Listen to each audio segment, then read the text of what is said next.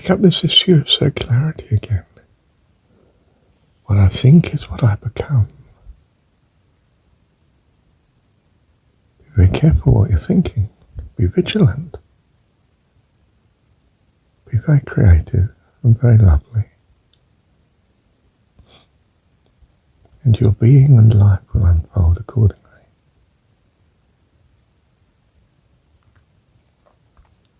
It's a circularity. If you do the reverse is what will happen. I was going to say you'll enter a living death, but perhaps you'll wander into a death, but for the grace of God, rescuing.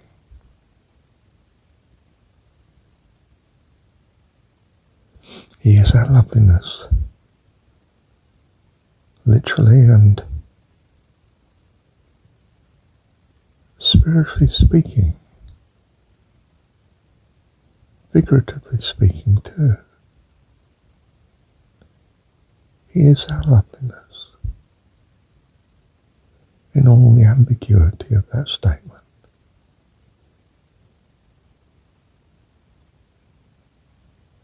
Just as we are the love of God. His love for us, our love for him. His love for all. We are that love.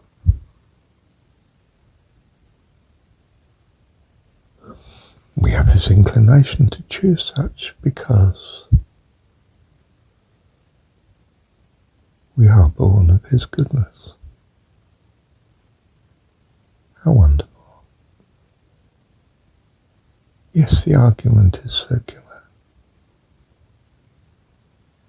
Impregnable. A bubble of eternal goodness. Civilization, if you like. Like a planet, like a world of goodness.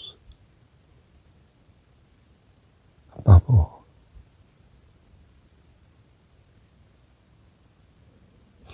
A reality of goodness instead of all the other possibilities you could be choosing. Choose you this day whom you will serve.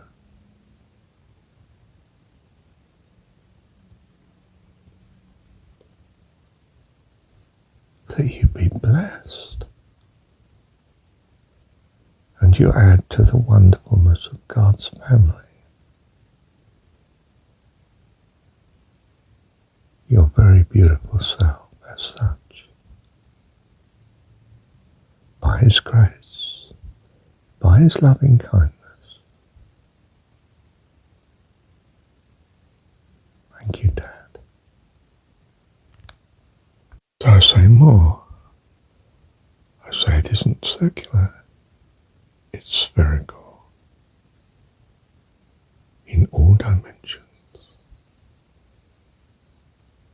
It's the wonderfulness of God, of whom we are his children, his immense family of eternal life and blessing. By his grace, by his integrity, by his goodness. Love you, Dad. Thank you, Dad. You see, we are what we are thinking. Think loveliness, goodness, gratitude, praise of God. And you will be that. That's what you become. That's what you are, in fact. Not even what you will be. What you are. You are your values, your inclinations, your choice of being. It's a fantastic gift of God that you be what you choose to think. In Anyone can choose to think good or bad. In other words, you can choose life eternal. This is the astonishing opportunity that life affords us by the grace, the goodness, the loveliness of God. If you put your mind on God, God is what you become. That which you have put your mind on in your sovereign choice.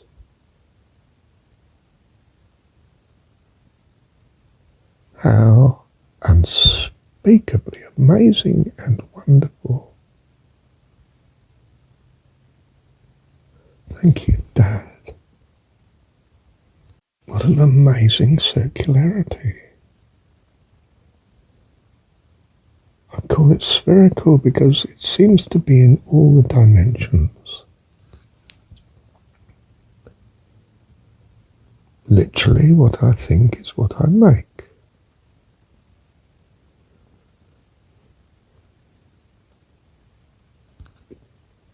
Spiritually, what's important to me is what I become. What's important to me, goodness or godliness. Rationally, that which is consistent with logic is the only thing that is consistent with logic. In some sense, the only thing that can be is the circularity, because what you mean by be is consistency.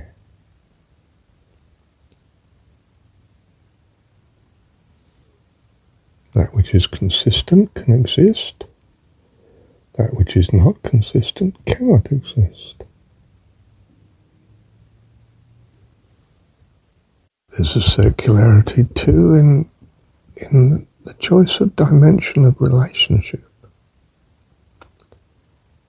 If God is my Father, I am his child. If I choose to think that God is my Father, it's because I am his child. And equally, if I am God's child, then of course I would think God is my Father.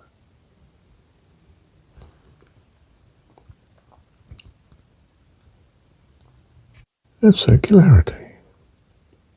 In every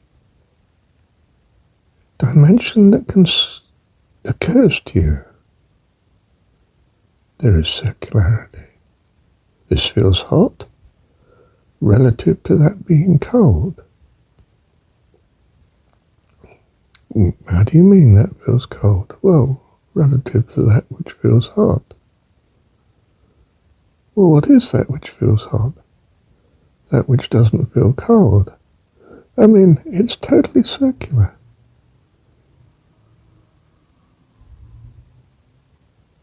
It simply is what is, and what is not is not. How do you mean? Well, I only mean it by what I've defined, is and is not to be.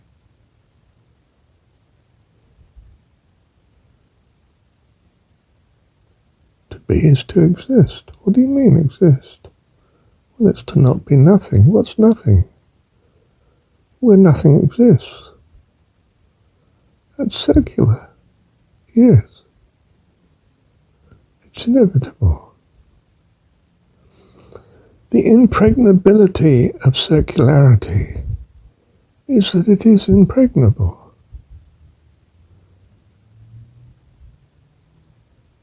It's necessarily so. By definition. How do you mean by definition? Well, I mean that's what we understand it to be. How do you mean understand? Well, to find that it seems consistent with what we experience. Well, what is what you experience? Oh, what we understand. But that's circular. Yes. That's right. Reality exists within its impregnable circular mode of existence. How do you mean? Well, in as far as it is so, it's circular. If it were not so, it would not be circular. But that's just a circular argument, isn't it? Yes. Everything is circular. Universally speaking, things are spherical in as regards all the dimensions that can be. How do you know this? Well, because if anything was not, it didn't have this quality, it wouldn't exist. How do you mean wouldn't exist? Well, it wouldn't be consistent.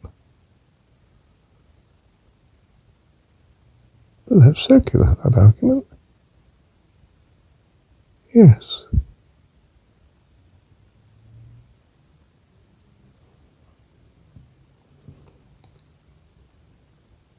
Everything is going round everything else in the physical universe, haven't you noticed? And when you think of anything, whether it's stars, planets, galaxies, or particles, you think of them as going round each other, spherical in some sense. It gets warped by the nearness of other spherical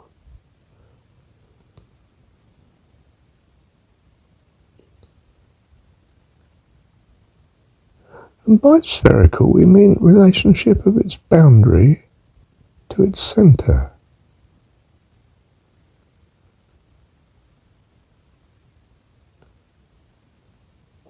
When it's in harmony, well, a simple harmony would be that it stays constant. But it doesn't stay constant because some spheres are nearer each other than others. And to fit around each other, well, they therefore have to fit around each other in some way.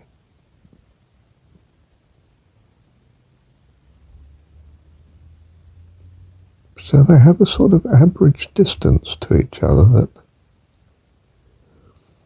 is fairly constant over time, or is not. The degree to which it's constant, we say it's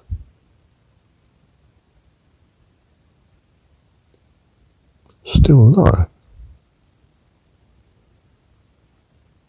The degree to which it varies through time on a continuing pattern, repetitive pattern, we say it's in harmony. And if it doesn't cyclically repeat itself, we would say it was not in harmony and disruptive, not life.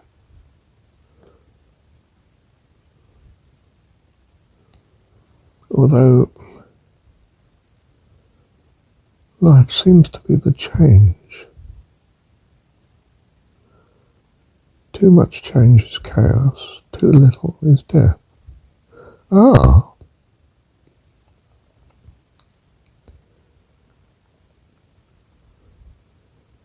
It's as if we're looking for an ideal tolerance between those two.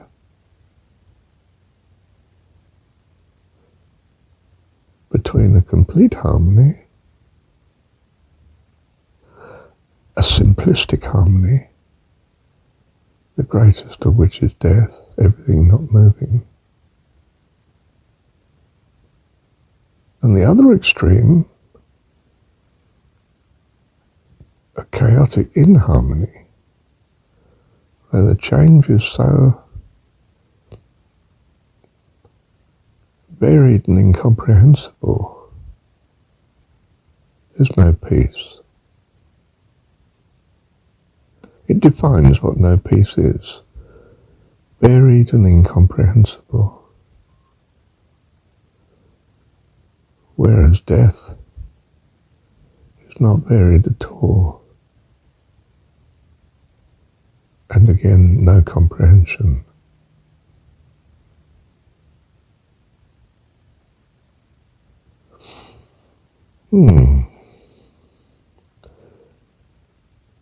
Too much change is not peace. Too little is death.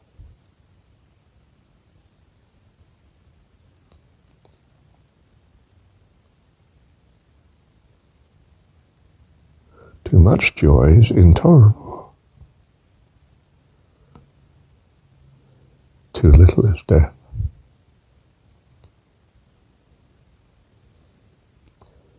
What defines more or less only its opposite.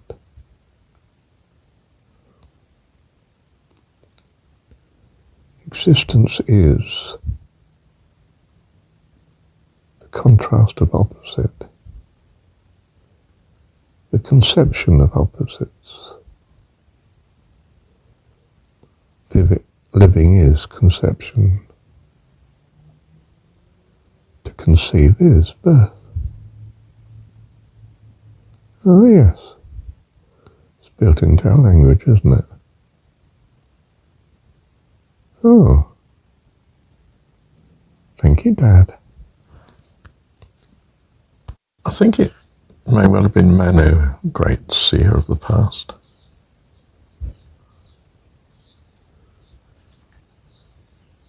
I said, if you know my language, I think his language was Sanskrit, then you know my God.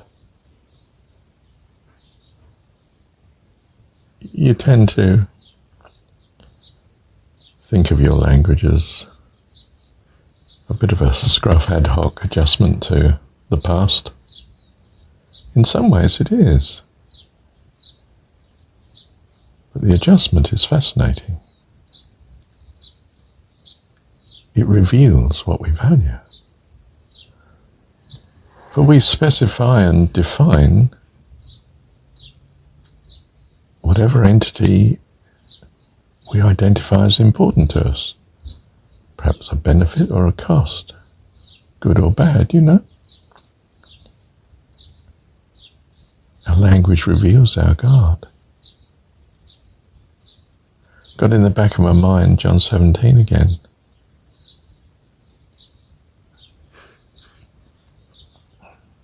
To know thee, that's God, is life eternal.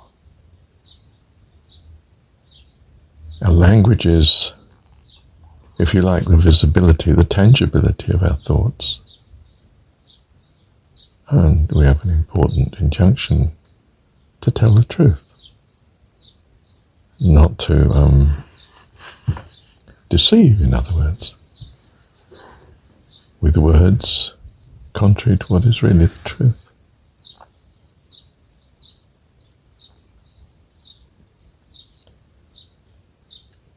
So a man of integrity, you can trust his language. How much more than God? To know God is to have life eternal. Because, of course, he's the epitome of all goodness, creativity, wisdom, understanding, etc., etc., etc. And such is overwhelmingly persuasive.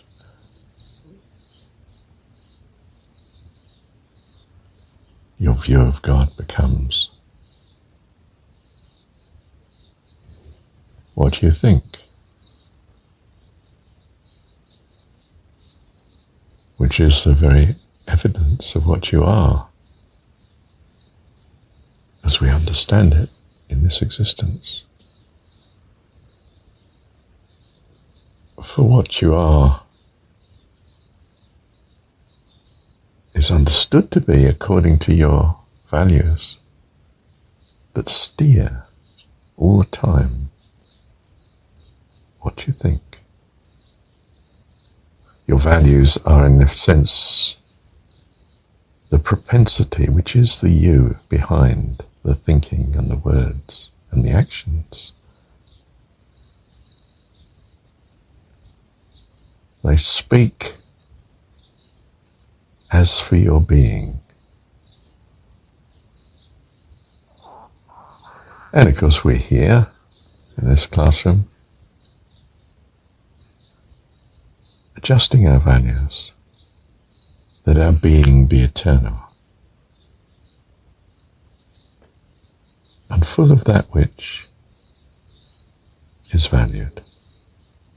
In other words, more and more of what is valued. The experience of such, certainly here, affects what we continue to do. And we want, if that is the same in heaven, to be in safe hands in our eternal development, that we change from glory into glory, which is to say, we have life more and more abundantly. And in terms of, if we think in terms of time, that is to say, unlimited, eternal. If we think in terms of completeness, we would say perfect. But we have got in the back of our mind our experience that the perfect and the right, if it's not changing, if it's not comparable to something in our experience, then perfect it may be, but not appreciated. Whereas one of our values is that we have joy and appreciation and the love that comes from gratitude. So we live in an eternity not of unchanging. It is not that our God changeth not. That would mean he's dead. He changes from glory into glory. And we follow him. Because he's our dad. And we love him to bits. And that's because he loves us. Or our mum, if you like. Divine mum. Or our dearest friend.